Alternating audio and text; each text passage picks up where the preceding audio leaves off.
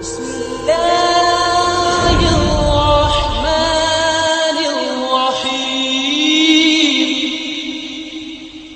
اعوذ باللہ من الشیطان الرجیم بسم اللہ الرحمن الرحیم. تمام طلباء و طالبات کو السلام علیکم ورحمۃ اللہ وبرکاتہ. آج رمضان الپروگرام کا جو سیشن چل رہا ہے اس کا 12واں دن ہے اور اس میں ہم آج جو پڑھیں گے وہ پڑھیں گے مستحبات نماز.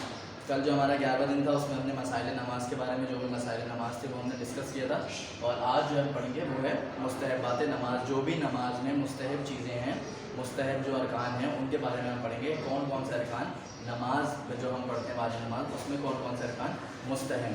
ٹھیک ہے, تو کتاب کا سہارا لیتے ہوئے کیونکہ کتاب میں ایک جامع انداز میں لکھا ہوا ہے. نماز میں ویسے تو بہت زیادہ مستحبات ہیں لیکن جو چند اہم جو خاص بہت زیادہ خاص ہیں وہ یہاں پر ہم نے اس کو جو ہے انہوں نے دیا ہے. تقریباً 9 مستحبات انہوں نے یہاں پہ مینشن کیے ہیں. تو سب سے پہلے سے شروع کرتے ہیں. بسم اللہ الرحمن الرحیم. سب سے پہلے انہوں نے دیا ہے اذان و اقامت. ٹھیک ہے, نماز پنجگانہ میں اذان و اقامت کہنے کی بہت تاکید ہے, یہاں تک کہ اگر بھولے سے اذان و اقامت کے بغیر نماز شروع کر دیں تو اسے توڑ کر اذان و اقامت کہنا چاہیے.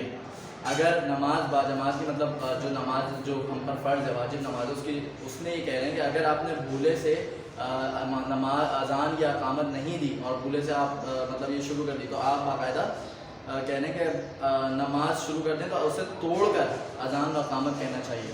باقاعدہ بہت سنگین مسئلہ ہے کہ اس کے باقاعدہ توڑ کر اس کو نماز اذان اور اقامت کہنا چاہیے. یہ سب سے پہلا مستحب عمل ہے جو ہے اذان و اقامت.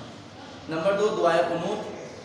مستحب ہے کہ دوسری رکعت میں الحمد و سورہ کے بعد دعائے قنوت میں کوئی بھی دعا پڑھی جائے. یہ لازمی نہیں ہے کہ کوئی خاص ایک دعا ہو تو وہی پڑھی جائے, نہیں, بلکہ بہت ساری دعائیں ہوتی ہیں جیسے ربنا اغفر لی ولی ہے, ربنا لا تزغ قلوبنا ہے, اور ایسی بہت ساری جو دعائیں ہیں وہ ہمیں پڑھنی ہیں. لیکن کب پڑھنی ہے؟ دوسری رکعت کے میں جو ہے سورہ الحمد اور دوسری سورہ پڑھنے کے بعد جو ہے دعائے قنوت پڑھنا, دعا مانگنا, یہ مستحب عمل ہے. ٹھیک ہے. نمبر 3 جو ہے وہ نماز میں نگاہیں, کہ ہم جب نماز پڑھ رہے ہوتے ہیں تو ہماری اس وقت نگاہیں کہاں ہونی چاہیے. کہتے ہیں کہ مستحب ہے کہ قرات کے دوران سجدگاہ پر نگاہیں ہوں.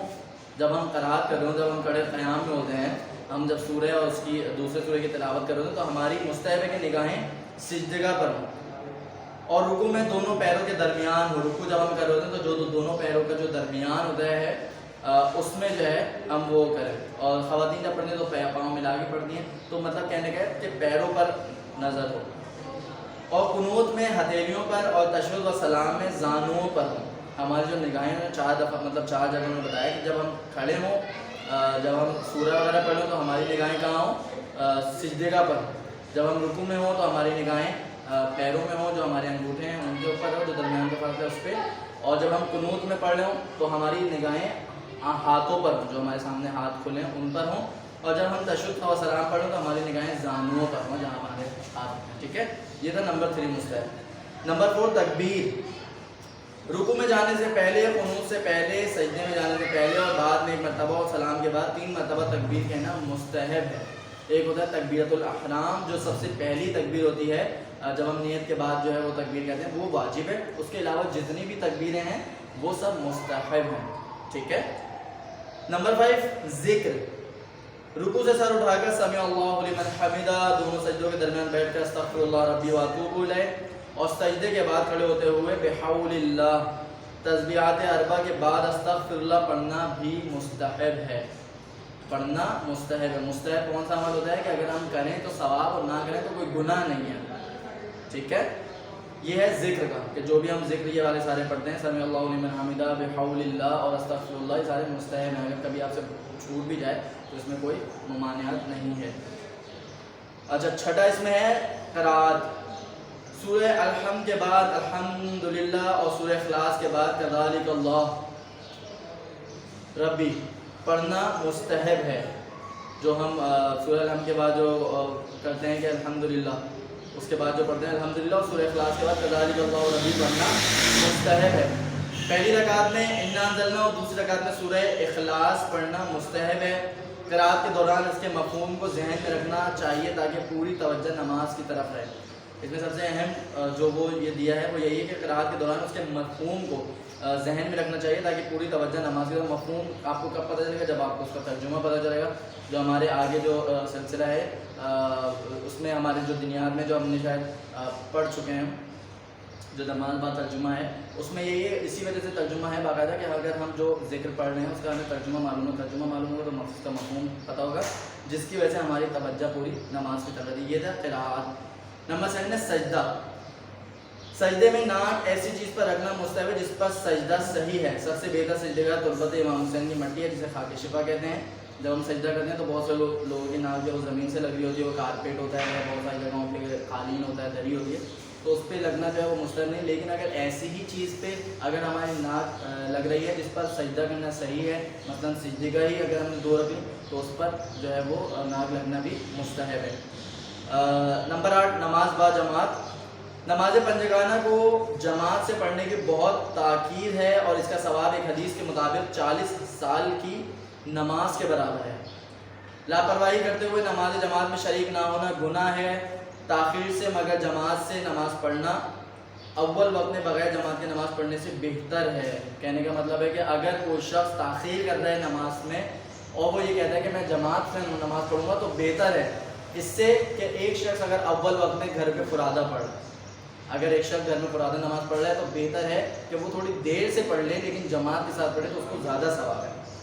اسی طرح بغیر جماعت کے طویل نماز کے مقابلے میں جماعت کے ساتھ مختصر نماز پڑھنے میں زیادہ ثواب ہے. اگر ایک شخص انفرادی طور پر نماز پڑھ کے طویل نماز پڑھ رہا ہے تو اس کا اتنا فائدہ اجر نہیں ہے جتنا مختصر نماز پڑھنے کا جماعت کے ساتھ ثواب ہے. یہ ہے نمبر 8 مستحبہ.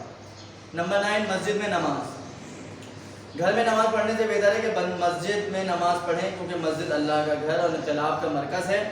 اس کو آباد رکھنا ہماری دنیا و آخرت میں کامیابی کی ضمانت ہے. مسجد کو نجس کرنا حرام اور حالت نجاست میں مسجد میں جانا گناہ ہے. اگر مسجد میں جماعت سے نماز ہو رہی ہو اور فرادہ نماز پڑھنے سے جماعت کی توہین ہو رہی ہو تو نماز باطل ہے, مطلب آپ کی نماز ہے ہی نہیں. اگر ایک جگہ ہم دیکھ رہے ہیں کہ مسجد میں جماعت باقاعدہ چل رہی ہے اور آپ اس کے پیچھے کھڑے ہو کر اگر فرادہ نماز پڑھ رہے ہیں اور توہین جماعت میں شمار ہوتی ہے کہ اگر ایک شخص پیچھے فرادہ نماز پڑھے اور آگے جماعت ہو رہی ہے تو اس کی نماز باطل ہے, اس کی نماز کاؤنٹ نہیں ہو رہی بلکہ اس کو دوبارہ پڑھنا واجب ہے. اس کو جماعت میں کوئی بھی عمل امام جماعت سے پہلے انجام دینے سے نماز باطل ہو جاتی ہے. نماز جماعت کے مسائل ہیں کہ اگر امام جماعت رکوع میں ابھی گیا نہیں اور آپ رکوع میں چلے گئے, امام جماعت رکوع سے اٹھا نہیں اور آپ رکوع سے اٹھ گئے, امام جماعت سجدے میں گیا نہیں اور آپ سجدے میں چلے گئے, تو یہ سارے بھی ارکان سے نماز باطل ہو جاتی ہے. فجر مغرب اور عشاء میں قیام میں امام جماعت کی قرأت کو سننا چاہیے اور ظہر و عصر کی جماعت میں کوئی سا بھی ذکر آہستہ آواز میں پڑھ سکتے ہیں, الحمد و سورت نہیں پڑھنا چاہیے. فجر مغرب اور عشاء کیونکہ جو امام صاحب ہوتے ہیں وہ باواز بلند پڑھ رہے ہوتے ہیں تو ہمیں اس کو سوروں کو صرف سننا چاہیے. اور ظہر اثر میں کیونکہ جو امام صاحب ہوتے ہیں کیونکہ ظہر اثر کی نماز آہستہ مطلب الفاظ اس میں ہے آواز میں, تو جب خواہش صاحب اپنی تلاوت کر رہے ہوتے ہیں تو آپ جو امام صاحب ہوتے ہیں تو آپ نے کوئی بھی ذکر پڑھنا ہوتا ہے اس میں سورہ کی تلاوت نہیں کرنی ہوتی. مثلا جیسے الحمدللہ الحمدللہ ہم ذکر کر رہے ہیں آہستہ آہستہ, یا استغفر اللہ یا سبحان اللہ ہم یہ ذکر کرتے رہے اور جو امام صاحب ہیں وہ جو ہے وہ اپنی تلاوت کرتے رہتے ہیں. یہ تھے 9 جو مستحبات, جو بہت خاص جو ہے مستحبات ہے. ویسے تو اور بہت زیادہ مستحبات ہیں لیکن جو بہت زیادہ خاص ہے وہ 9 مستحبات ہیں. نمبر 1 اذان اقامت, 2 بائے قنوت, نمبر 3 نماز میں نگاہیں, نمبر 4 تکبیر, نمبر 5 ذکر, نمبر 6 قرأت, نمبر 7 سجدہ, اور نمبر 8 نماز جماعت, اور نمبر 9 مسجد میں نماز. یہ تھے ہمارے مستحبات نماز جو آج ہم نے پڑھ لی. اگر اس کے حوالے سے کوئی بھی سوال ہو تو وہ ہمیں کمنٹ باکس میں کر سکتے ہیں. سر دھیان کر کے آپ سوال دیں, انشاءاللہ آپ کو ڈیٹیل میں جواب مل جائے گا. السلام علیکم ورحمۃ اللہ وبرکاتہ.